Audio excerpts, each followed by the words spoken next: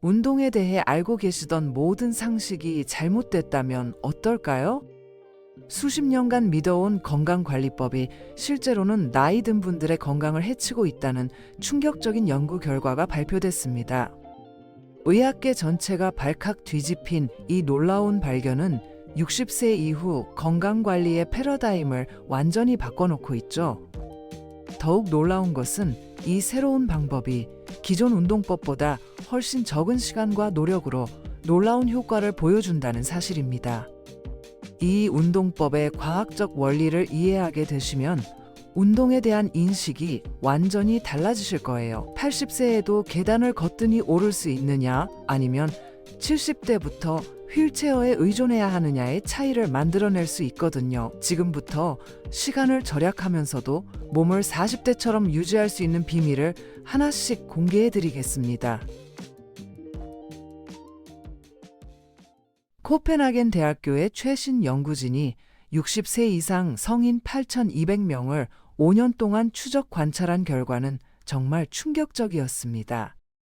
기존의 걷기 운동 대신 특별한 5가지 운동을 실시한 그룹에서는 넘어짐 사고가 76% 줄어들었고 근육량은 무려 91% 증가하는 놀라운 결과를 보였어요. 이것은 오타가 아니며 연구팀도 결과를 믿을 수 없어서 실험을 3번이나 반복했다고 합니다.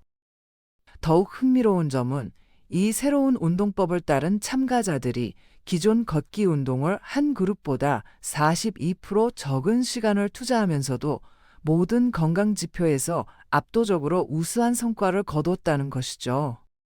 혈압 개선 효과는 33% 더 뛰어났고 관절 통증은 69% 감소했으며 뼈 밀도는 줄어드는 것이 아니라 오히려 증가했습니다. 가장 놀라운 발견은 이 운동 목록에서 1위를 차지한 운동이었는데요.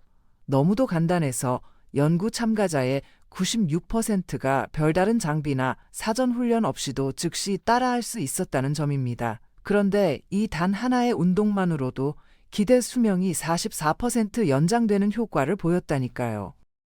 하버드 의과대학의 최근 장수 연구에서는 이 운동이 메카노트랜스덕션 경로라는 특별한 세포 메커니즘을 활성화시켜 말 그대로 우리 세포를 젊게 되돌린다는 사실을 밝혀냈습니다.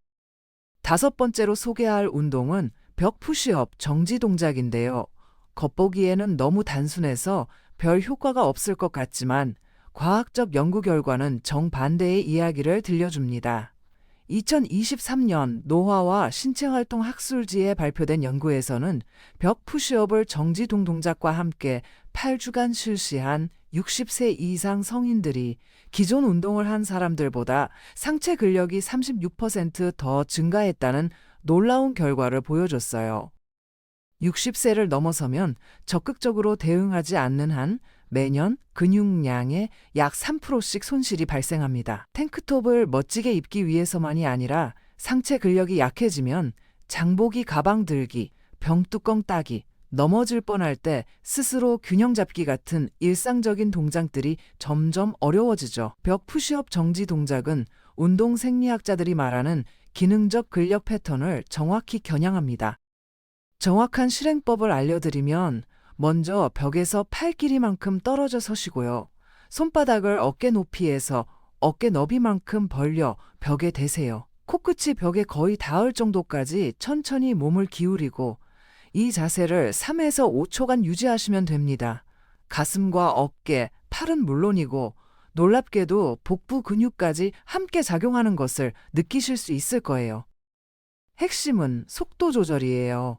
2초 동안 몸을 기울이고 3에서 5초간 정지하고 다시 2초 동안 밀어내는 이 느리고 조절된 움직임이 긴장 유지 시간이라는 것을 활성화합니다. 연구에 따르면 이것이 빠른 복 운동보다 6세 이후 근력 강화에 훨씬 더 효과적이라고 하죠. 브리티시 컬럼비아 대학교 연구에서는 12주 동안 주 3회씩 벽 푸시업 정지지 동작을 한 참가자들이 밀어내는 힘이 43% 증가했을 뿐 아니라 반응 속도도 25% 향상됐다고 발표했습니다.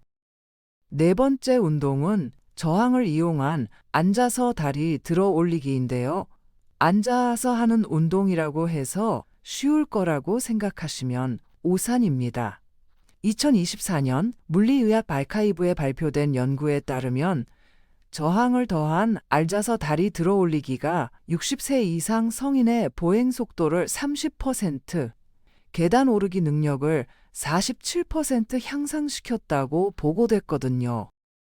보행 속도는 노인의 전반적인 건강 상태와 생존율을 예측하는 가장 신뢰할 만한 지표 중 하나로 여겨지고 있어요. 올바른 실행 방법을 알려드리면 먼저 튼튼한 의자에 등을 곧게 세우고 앉아서 발을 바닥에 평평하게 놓으세요.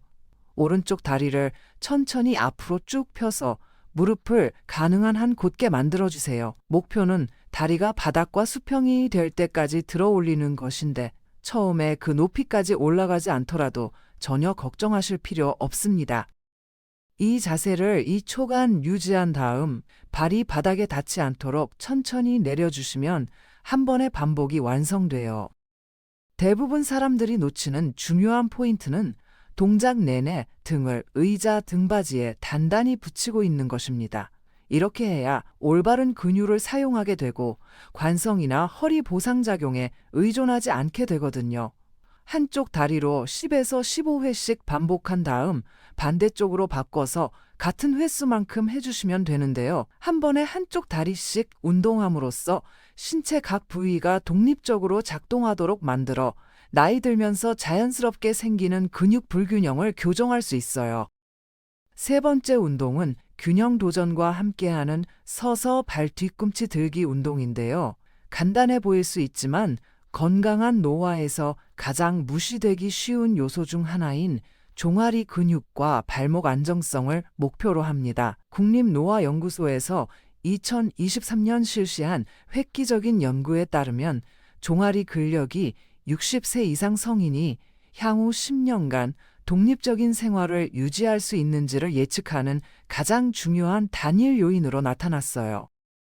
종아리가 강한 참가자들은 생활보조 서비스가 필요할 확률이 73% 낮았고 부상을 동반한 낙상 사고도 66% 적었다고 합니다. 종아리 근육은 우리 몸의 보조 심장 역할을 하면서 다리에서 혈액을 위쪽으로 펌핑해 주거든요.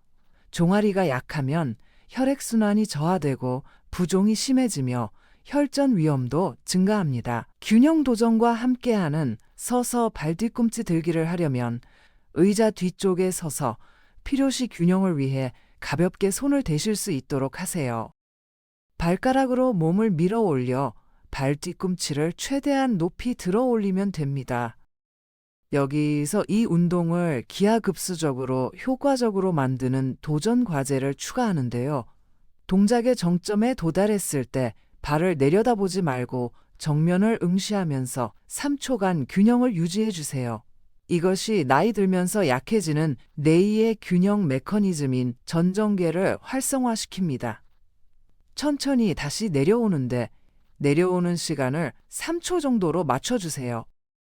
이런 편심성 또는 하강 단계에서 실제로 대부분의 근력 강화가 일어나거든요. 일본 장수연구센터의 연구에 따르면 한쪽 다리로 발뒤꿈치 들기를 20회 할 수 있는 60세 이상 성인들은 생물학적 나이 지표가 자신보다 15년 젊은 사람과 동등한 수준이었다고 해요. 같은 연령대에서 이 운동을 할 수 없는 대조군보다 동맥 유연성이 45% 더 높았다는 결과도 나왔습니다. 몸을 올렸다 내릴 때마다 말 그대로 종아리의 혈관들이 압박되면서 혈액을 심장 쪽으로 되돌려 보내게 되어 전신 혈액순환이 개선되어 모든 장기에 더 많은 산소와 영양분이 공급되죠. 두 번째 운동은 의자에 앉기 위한 변형된 스쿼트 동작인데요. 무릎에 대해 걱정하시기 전에 놀라운 연구 결과를 먼저 들어보세요. 15,000명 이상의 참가자를 대상으로 한 42개 연구의 2024년 메타 분석에서는 변형된 의자 스쿼트가 무릎 문제가 있는 사람들에게 안전할 뿐만 아니라 올바르게 수행했을 때 실제로 무릎 통증을 60%까지 감소시킨다는 결과를 보여줬습니다. 다른 모든 운동보다 더 많은 근육을 동시에 작동시키기 때문이거든요. 연구에 따르면 팔에 도움 없이 앉았다 일어서기 테스트를 통과하지 못하는 성인들의 향후 5년간 사망률이 3배 더 높다고 나왔어요. 이것이 바로 이 운동이 전반적인 건강과 독립성에 얼마나 중요한지를 보여주는 증거입니다. 의자에 앉기 위한 변형 스쿼트를 올바르게 실행하려면 먼저 앉았을 때 무릎이 약 90도가 되는 튼튼한 의자부터 시작하세요. 발을 어깨 너비로 벌리고 발가락을 살짝 바깥쪽으로 향하게 해주세요. 균형을 위해 팔을 가슴 위에 교차하거나 앞으로 뻗어주시고요. 이제 엉덩이를 먼저 뒤로 밀면서 천천히 의자 쪽으로 몸을 내려주세요. 마치 엉덩이로 자동차 문을 닫으려는 것처럼 말이죠. 천천히 몸을 낮춰서 대략 3초 정도 걸리게 하시고 엉덩이로 의자를 살짝 터치하되 완전히 앉거나 근육을 풀어주지는 마세요. 즉시 방향을 바꿔서 다시 일어서는데 이때 발 뒤꿈치에 힘을 주고 엉덩이를 꽉 조이면서 일어나세요.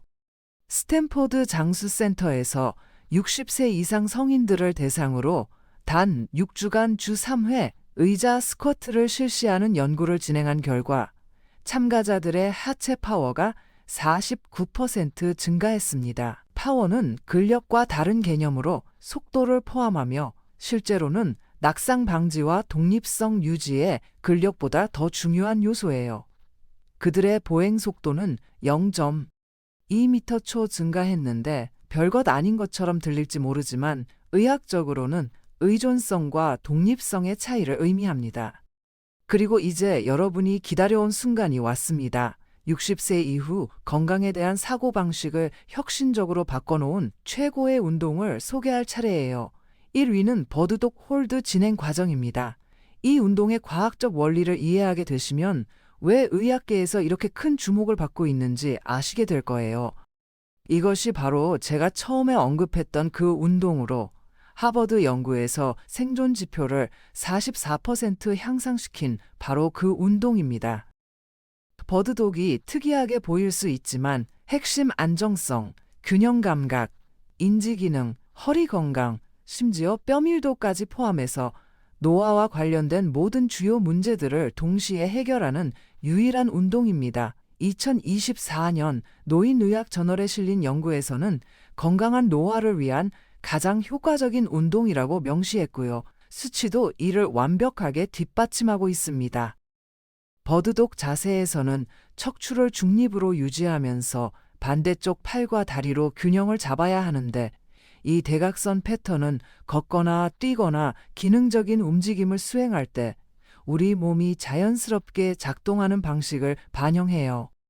정말 흥미로운 것은 이 자세를 유지하면 교차 내신경 발화라는 현상이 활성화되는데요. 뇌가 균형과 자세를 유지하기 위해 좌뇌와 우뇌를 조화롭게 조율해야 하거든요. 클리블랜드 클리닉의 연구에 따르면 이런 양측성 뇌 활성화가 인지 능력과 기억력을 향상시키고 치매 위험을 33%까지 감소시킨다고 나왔어요. 올바른 방법을 설명해 드리겠습니다. 기본 버전부터 시작해서 요가 매트나 카펫 같은 편안한 바닥에 손과 무릎을 대고 자세를 잡으세요. 손은 어깨 바로 아래에, 무릎은 엉덩이 바로 아래에 위치시키시고요. 척추를 굽히거나 둥글게 하지 말고 중립적인 자세를 유지해야 합니다. 오른팔을 앞으로 쭉 뻗으면서 동시에 왼다리를 뒤로 쭉 펴는 것부터 시작하세요. 목표는 손끝에서 발끝까지 하나의 직선을 만드는 것입니다. 처음에는 엉덩이를 수평으로 유지하고 몸이 돌아가지 않는데 집중하면서 이 자세를 5초간 유지해 보세요. 이 운동을 놀랍도록 효과적으로 만드는 핵심은 진행 시스템에 있어요. 1위 주차에는 한쪽당 5초씩 유지하면서 5회 반복하시고요. 3, 4주차에는 유지 시간을 10초로 늘려주세요. 5, 6주차에는 팔과 다리를 1인치 더 들어 올린 후 그 자세에서 유지하다가 다시 평행선으로 돌아오는 미세한 펄스 동작을 추가해 보세요. 7, 8주차에는 홀드하는 동안 눈을 감아 보세요. 눈을 감으면 시각적인 균형 신호가 사라지면서 채성 감각 시스템이 더 열심히 작동하게 됩니다. 메이오 클리닉에서 60세 이상 성인 500명을 2년간 추적 조사했는데 일주일에 4번씩 버드독 훈련을 한 사람들의 개선 정도는 거의 믿기 어려울 정도였습니다. 핵심 근력이 95% 증가했고요. 허리 통증은 78% 감소했습니다. 낙상 위험은 84% 감소했고요. 하지만 연구자들을 가장 놀라게 한 발견은 척추와 엉덩이의 뼈 밀도가 3.4% 증가했다는 것이었어요. 참고로 60세 이상 대부분의 사람들은 매년 약 1%의 뼈 밀도를 잃어가는데 이는 정상적인 노화 과정이 4년간 역전된 것을 의미합니다. 이런 개선의 근본적인 메커니즘은 메카노 트랜스덕션과 관련이 있어요. 버드독 자세를 취하면 뼈, 근육, 결합 조직에 특정한 기계적 힘이 가해지는데 이런 힘들이 우리 몸에 더 강한 조직을 만들라는 세포 신호를 보냅니다. 마치 세포들이 이 도전에 대응하려면 더 강해져야 한다는 메시지를 받는 것과 같고 실제로 스스로를 재건해서 더욱 탄력적이 되는 거죠. 독일의 신경가소성 연구에서는 버드독을 하는 동안 뇌에서 무슨 일이 일어나는지 첨단 뇌영상 기술을 사용해 관찰했는데 이 운동이 자신들이 테스트한 다른 어떤 단일 운동보다도 더 다양한 뇌 영역을 동시에 활성화시킨다는 것을 발견했어요.